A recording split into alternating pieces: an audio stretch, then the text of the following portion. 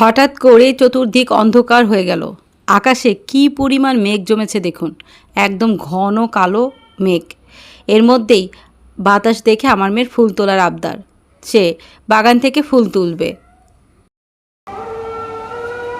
কি করবে করো,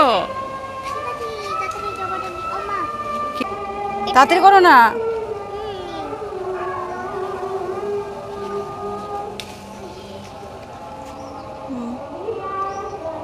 আর কি ফুল নেবে? না, বৃষ্টি পড়ছে। আবার কোথায়? ওইটা মরা ফুল। আনাও আনাও।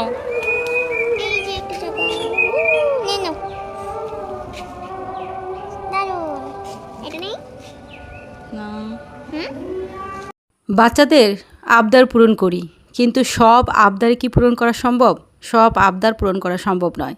বাচ্চারা তো আবদার করবেই, কিন্তু বাবা মার উচিত বাচ্চাদের বুঝে শুনে সে আবদারগুলো পূরণ করা উচিত।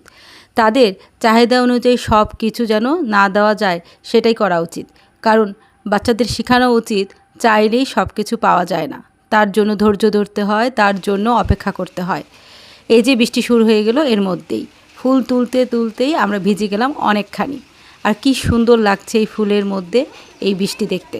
বেশ কিছুক্ষণ দাঁড়িয়ে এই বৃষ্টি দেখলাম। হঠাৎ করে এমন সুন্দর একটা ওয়েদার যে মনে হলো আল্লাহ রহমত বর্ষিত করেছেন আমাদের উপর অগণিত। সুবহান আল্লাহ, এমন সুন্দর বৃষ্টি দেখতে কার না ভালো লাগে। এই বৃষ্টি দেখছি আর এটাই ভাবছি বাচ্চাদেরকে কত কিছু শেখানো দরকার।